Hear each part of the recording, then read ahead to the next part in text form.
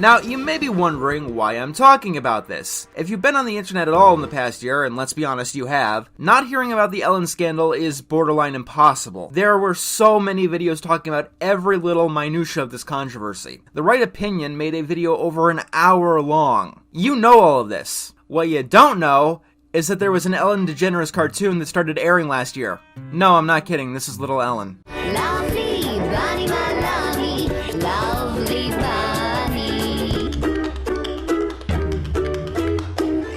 I have many questions. Actually, I have just one question, but it's a big one. Whose idea was this? Yeah, that's the one. So, Ellen's career Hindenburged in 2020. This show came out in 2021. To be fair, it was in production since 2019, but this would be like releasing the Michael Jackson Experience video game a month after Finding Neverland. Or announcing a reboot of Fat Albert and the Cosby Kids now. Which reminds me about that, little title. So the show is called Little Ellen. It's a preschool show. Immediately your mind has gone to Little Bill. If you don't know, Little Bill was a preschool show, made by Bill Cosby, that aired at the tail end of the 90s. Yeah, look forward to the Nicorama episode about that one. If there's something that should be mentioned about Bill Cosby at this point, it's that he's a controversial figure. So even before I watched the show, like, even if we were to put out Ellen's entire controversy, like let's pretend that everything there is still under NDA right now.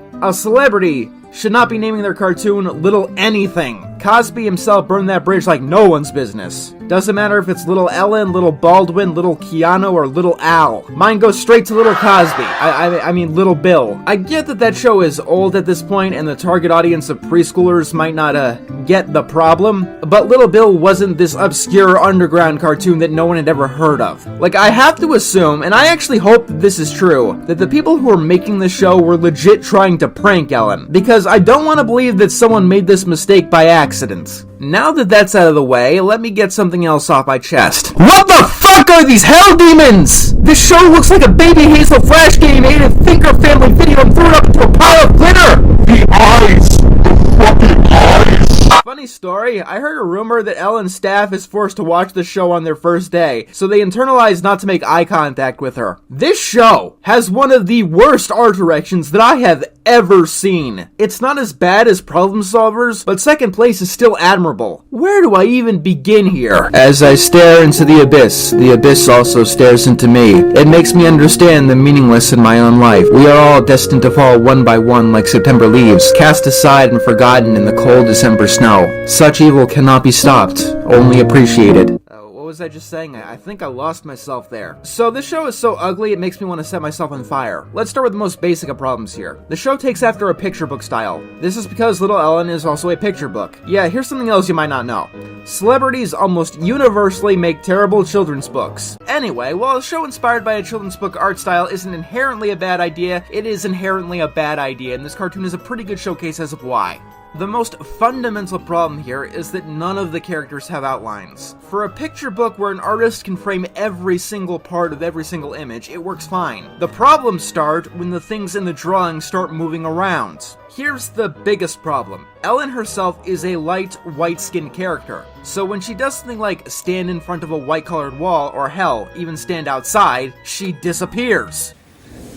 I'm gone! Because none of the characters in the show have any outlines, they often become amorphous blobs. Hell, half of the time Ellen's mouth disappears on her face because it's not dark enough. The show, more often than not, is visual nonsense. The decision to not have outlines in a show is not impossible to make work, but it is a challenge. And that's not something that could or should have been done with a show that's just trying to be a cheap cash-in like this one is. But you don't even need to go that far. Another show that abandons outlines is, once again, Little Bill. In that show, Bill's shirt is brightly colored, and it uses colors that aren't used in too much else in the show. And even the dark backgrounds in that show do not match Bill's skin tone. So, as a result, he never gets lost in the scene, while Ellen continually does. Honestly, maybe I should give Problem Solver some credit, because I did know who and what was on the screen. This is a problem that I have never seen in any other cartoon in the almost 9 years that I've been doing this. Hell, in the almost 30 years I've been watching cartoons. And I know it's a moot point by now, but the actual design of the characters is just so uncanny.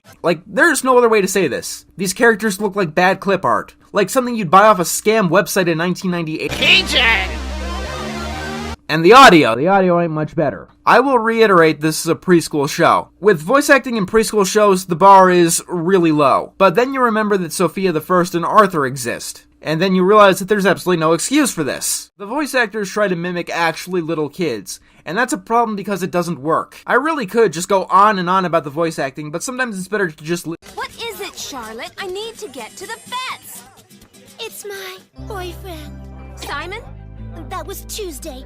His name is Mickey, and he bought me this fantabulous expensive bracelet. So that's what happens with Patrick Starr's sister he said he didn't have. Also, you might want to return that backpack to Dora. I think she needs it. Fun fact, Ellen's mother was a speech therapist. Her character should not sound like this! Complaining about the voice acting, to be completely honest with you though, is a waste of time because we absolutely have to talk about the singing. Honestly, it kinda rocked my world learning that there was someone that Cats 2019 actually rejected. I'm picking a fight, cause you don't think I'd make a good mayor. What? No, they're great. I have no idea what you're talking about. Do the hokey cokey, my cutie pie. It'll make you forget to shout at bunny. Every single episode has at least one song, and I only stuck an ice pick in my ear 3 times, in 10 episodes. I hear it in mono now, and life is just wonderful. We also have to talk about the theme song, because it is incredibly unique. Yo, Bunny. Lovely bunny, my lovely, lovely bunny. Lovely bunny, my lovely, lovely bunny. I mean, I wouldn't call it good. Hell, I don't even know if I would call it bad. But it's the first theme song that I've ever heard that I actually didn't know was the show's theme song the first time that I watched it. The theme song failed to stand out in any way whatsoever to the rest of the show, and that is an impressive failure. So far, I've only really talked about aesthetics. I'm pretty sure you want to know what the show is really about.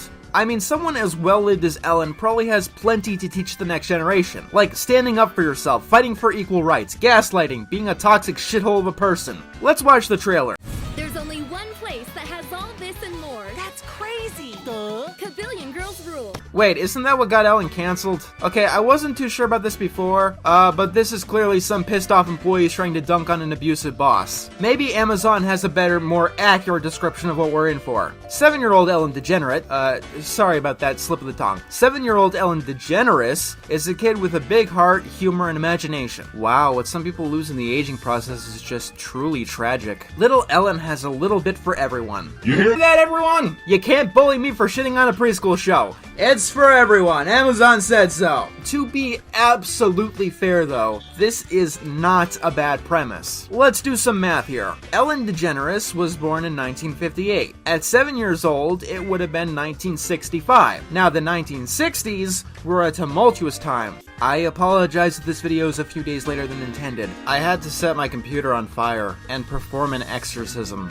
Gen Z slang in cartoons is something that's really beginning to annoy me. Actually, to be honest, it's not just the slang. It's kind of just the way that characters talk in cartoons now. Like, their tone of voice. Like, imagine someone as hyper as Mabel be way more self-assured than they have any right to be. That's like the main character in every cartoon now. To be fair, maybe I'm just getting old. You wanna know what the show has to do with the real-life Ellen DeGeneres? Nothing. Okay, it has one thing to do with the real-life Ellen DeGeneres, and only one thing. Ellen grew up in New Orleans, and the show takes place in New Orleans. And if you're wondering, this character is explicitly referred to as Ellen DeGeneres in all the advertising materials and in the show itself. Speaking of which, Little Ellen is making me reference Little Bill more times than I'm comfortable with. One thing to note with that show is the titular Little Bill isn't actually Little Bill Cosby. His full name is actually Bill Glover. He is not the same character as the real Bill Cosby. But no, Little Ellen is Little Ellen DeGeneres growing up at a time with skate parks and 80s nostalgia and a concept of someone who grew up in the 60s, especially with the life that Ellen led. That is a powerful concept, and it is a shame that it was wasted here. Yeah, I get it. It's a preschool show. Look, if Arthur can do LGBT things and talk about 9/11, I'm not asking for too much. Mr. Rogers did this kind of stuff all the time. To be honest with you though, I'm kind of surprised that nothing like that is anywhere in this show, if for no other reason than brownie points. I mean, Ellen in the show wears a rainbow shirt, but there's, I know what you're thinking, but they're cousins. And, yeah, that's an awful lot of close contact for cousins. Alright, here's where things get a little bit ridiculous. Ellen had a brother that is not in the show, but she didn't have a cousin that is in the show. You can name the show Little Susie and it wouldn't be any different. I have no idea why Ellen's name is even on this. It's not about her or her life. Even the character that is Ellen, you could probably get away with using that exact likeness without being taken to court or anything. I'd say that this show was just a cheap way to make money, but you didn't even hear about the show until I brought it up. The shit that I had to go through to figure out this existed, I don't even want to get into. You really think that this is bringing any attention to HBO Max? So the characters are all one-dimensional. Ellen's grandmother is just weird for the sake of it. You know, it's the quirky grandmother that you've seen 1,000 times by now. Freckle likes music. That's where his story begins and ends, and he won't be mentioned again for the rest of the video. Becky, though, Becky is the annoying one. Like, there really is nothing more to go on there. No one in the show has a personality. I mean, there's a lot of imagination sequences, like this is trying to be Doug or something. This show pales in comparison to Doug. It wishes it could be Doug. Every single joke is telegraphed. He's at 25 to 1. I'd rather swallow razor blades. Actually, I take that back. Everything is telegraphed in this show. I got it! Jean-François! Promises get broken, my friend, especially mine.